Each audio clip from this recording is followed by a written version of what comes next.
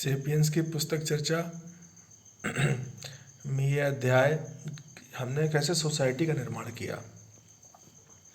आधुनिक समाज में हम किस तरह से अपनी कल्पनाओं से बंधे हुए हैं और हम उनको फॉलो करते हैं, उन रूल्स को फॉलो करते हैं, ये जानते हुए भी कि वो रूल एग्जिस्ट नहीं करते हैं, बस हम मानते हैं।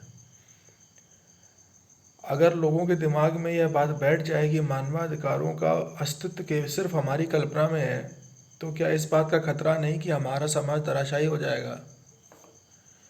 ईश्वर के बारे में वॉल्टेयर ने कहा था,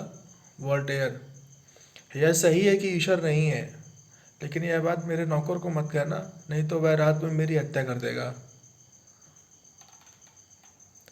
होमोसेपियंस के कोई नैसर्गिक अधिकार नहीं है, जिस तरह मकड़ियों, लकड़बग्घों और चिंपैंजियों का कोई नैसर्गिक अधिकार नहीं है। इस तरह के डर सर्वथा उचित हैं। एक कुदरती व्यवस्था एक टिकाऊ व्यवस्था होती है। इसकी कोई संभावना नहीं कि गुरुत्वाकर्षण बल कल से अपना काम बंद कर देगा, भले ही लोग उसमें विश्वास करना बंद कर दें। इसके विपरीत एक कल्पित व्यवस्था के सिर पर हमेशा उसके ढह जाने का खतरा मंडराता रहता है, क्योंकि वह मिथकों पर टिकी होती है और मिथक उसी क्षण नष्ट हो जाते हैं जिस क्षण लोग उन पर विश्वास करना बंद कर देते हैं। एक कल्पित व्यवस्था की हिफाजत करने के लिए निरंतर और कठिन प्रयास अनिवार्य होते हैं। इनमें से कुछ प्रयास हिंसा और उत्पीड़न की शक्ल ले लेते हैं। सेनाएं, पुलिस बल, अदालतें और कारागार लोगों को एक कल्पित व्यवस्था के मुताबिक आचरण करने को बाध्य करने के लिए निरंतर काम करते रहते हैं।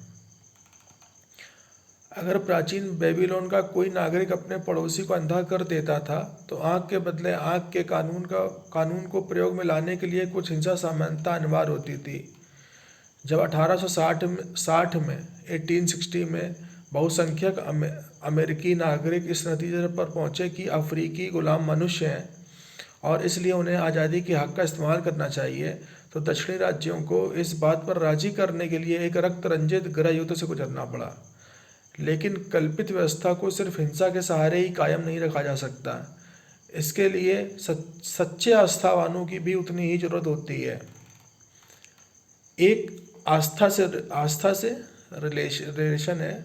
एक अकेला पादरी अक्सर 100 सैनिकों का काम करता है, कहीं ज़्यादा आसानी और कारगर तरीके से। आखिर सैनिक, जेलर, न्यायाधीश और पुलिस ऐसी कल्पित व्यवस्था को कायम क्यों रखेंगे जिनमें उनका कोई विश्वास नहीं होगा। मनुष्यों की तमाम सामूहिक गतिविधियों में सबसे कठिन है हिंसा की गतिविधि को संगठित करना।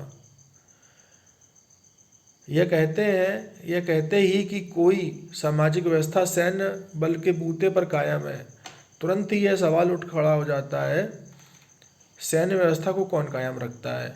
अगर हमारी सोसाइटी इसलिए आपस में कोऑपरेट कर रही है, इसलिए ऑर्गेनाइज है क्योंकि उसको मिलिट्री संभाले हुए, तो मिलिट्री को कौन संभाल रहा है।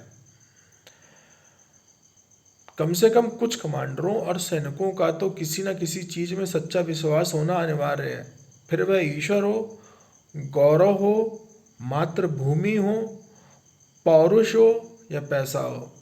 हमारे भारत के समाज में जो राजपूत शुरू से अंग्रेज़ों के समय भी भर्ती होते थे, जो यूपी से लोग भर्ती होते थे, अपर कास्ट के सवर्ण लोग भर्ती होते थे, वो क्यों भर्ती होते थे। वो ये कहते थे कि हमें देश के लिए या हमें वीरता हमारा पेशा है, देश हमारा अभी हम देश को जानते नहीं, हमें जो अच्छा पैसा देगा और हमें जो मरने का गौरव प्राप्त कराएगा, हमें जो साहसिक पौरुष वाले कार्य कराएगा, हम उनकी नौकरी करेंगे।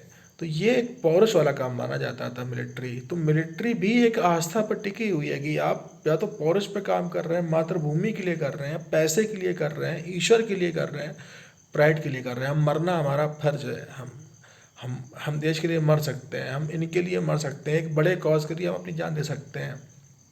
ये आस्था है। इससे भी ज़्यादा दिलचस्प प्रश्न उन लोगों से ताल्लुक़ रखता है जो सामाजिक पिरामिड के शीर्ष पर खड़े होते हैं। अगर वे किसी कल्पित व्यवस्था में खुद ही विश्वास नहीं रखते, तो फिर वे उस व्यवस्था को बलपूर्वक लागू क्यों करना चाहेंगे। आमतौर से यह तर्क दिया जाता है कि कुलीन वर्ग ऐसा अपने संशयात्मक सिनिकल लालच की वजह से कर सकता है, लेकिन एक संशयवादी सिनिक जो किसी भी चीज़ में विश्वास नहीं रखता है, जो सिनिक होते हैं वो किसी भी चीज़ में विश्वास नहीं रखते हैं, उसके लालची होने की संभावना नहीं है। जब वो किसी चीज़ में विश्वास नहीं रखते हैं तो उन्हें कुछ पाने की आशा नहीं होती, उन्हें लालच नहीं होता।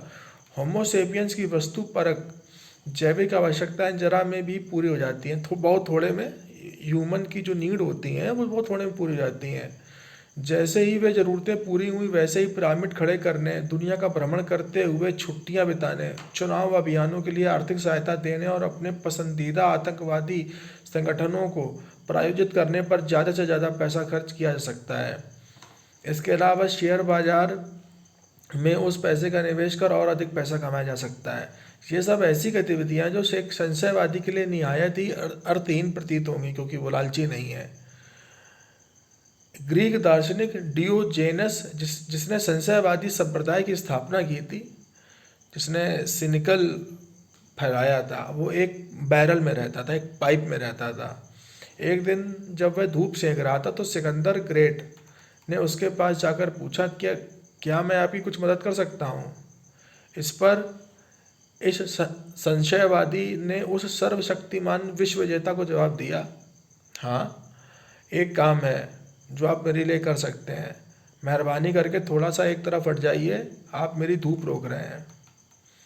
यही वजह है कि संशयवादी साम्राज्य को खड़ा नहीं कर सकते, और यही वजह है कि एक कल्पित व्यवस्था केवल तभी तक कायम रखी जा सकती है जब आबादी का एक बड़ा हिस्सा, खास तौर से अभिजात वर्ग, अभिजात यानी कि वही इलीट, और सुरक्षा बलों का एक बड़ा तबका उस व्यवस्था में सच्चा विश्वास रखता है।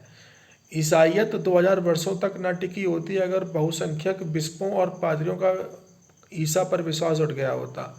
अमेरिकी लोकतंत्र 250 सालों तक टिका न रह सका होता अगर बहुसंख्यक राष्ट्रपतियों और कांग्रेसों के सदस्यों का मानवाधिकार से विश्वास उठ गया होता।